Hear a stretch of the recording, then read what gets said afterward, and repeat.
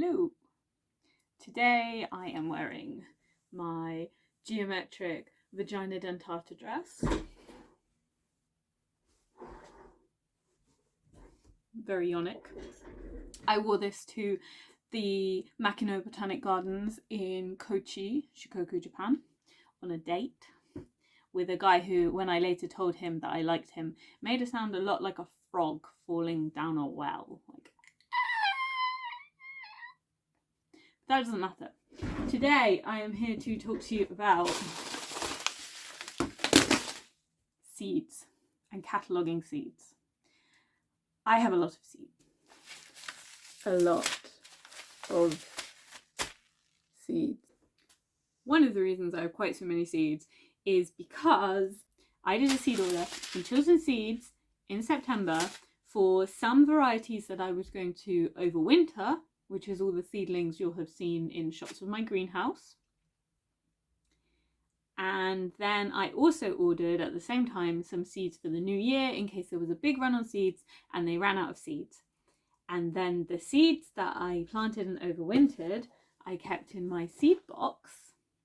And the seeds that were for the new year, I kept in this big envelope and I hid on my bookshelf.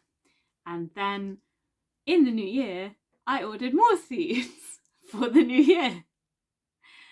And when I went to put them in my seed box, I found this big envelope that was full of seeds.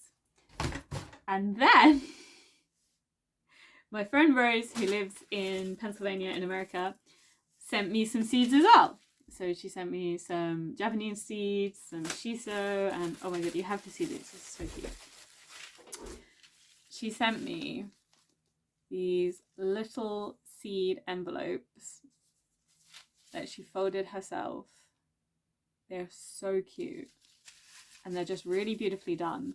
But unfortunately that means now that I have 3 packets of black nebula carrot. I'm not even any good at growing carrots. So today I am going to index, catalogue, categorize and rebox my seeds in this new box, so I have an idea of what I have and what I can send to people in seed swaps without accidentally ridding myself of all my onions or all my carrots or all my sweet peas. So that is my plan for today. For this project I am using seeds, obviously, a big clear box with a clippy lid. I'm using a label maker. You don't need this. You can just do handwritten labels, but I like the aesthetics. And some thin cards. So I'm using birthday cards. And this is what we are going to make our index tabs with in the box.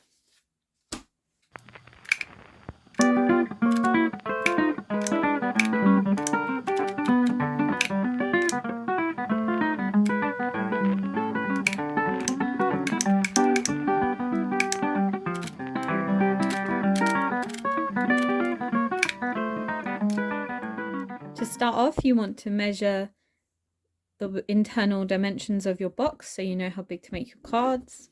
So I'm just going to flip my box over. It is about 15.5 centimeters or 155 millimeters. 15.5 centimeter width. The height is about 11. This card came from Greenpeace. I guess I supported Greenpeace at some point. I don't remember doing that.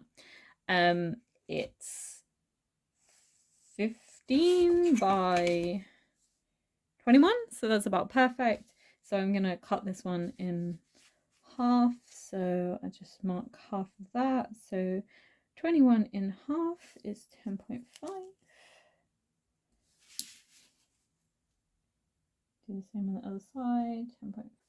So draw a pencil line connecting your 2 halfway points. And then we're just gonna draw a tabby bit. I don't know if you can see that.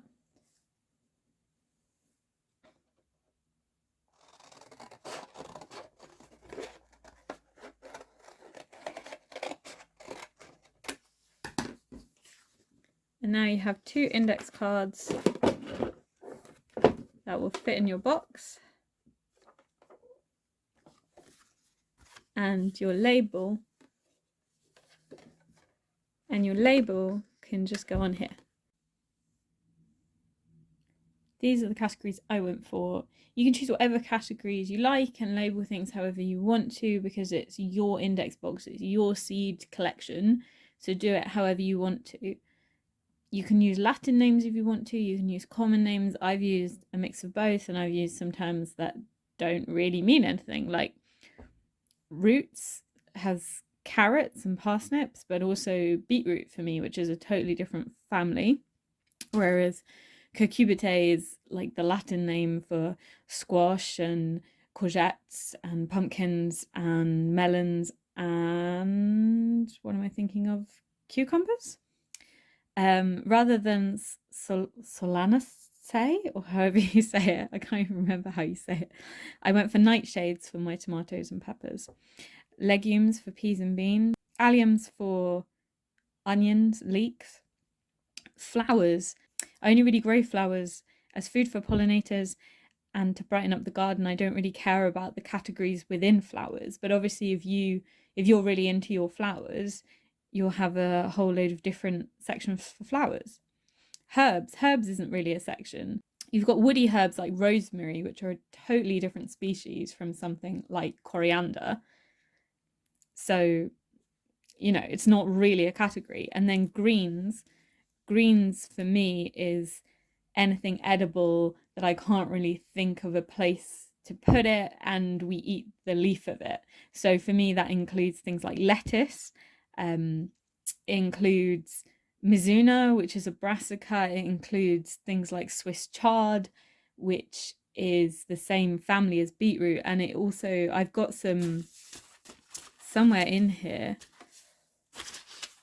I've got artichoke seeds.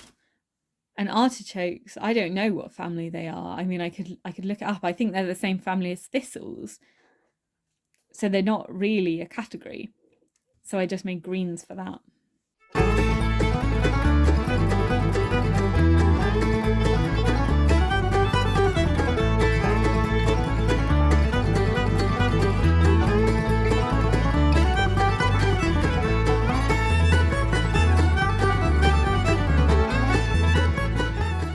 Now that I've got a card made up for each of my 8 categories, it's time to actually index them and put my seeds in the box with the cards separating them so they're all categorized.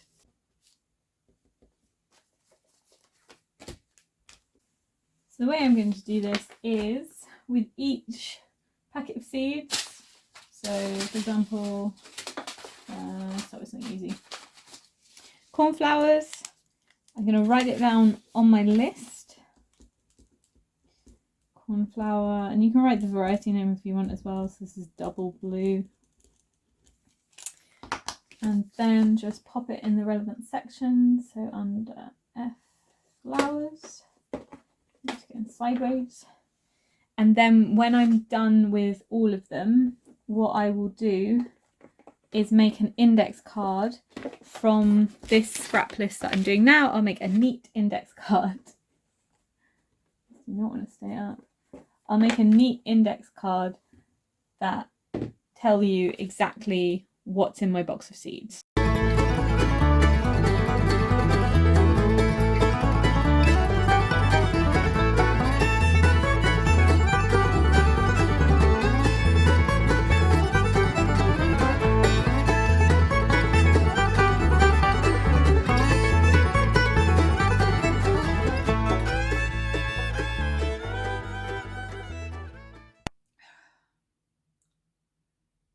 That took so long.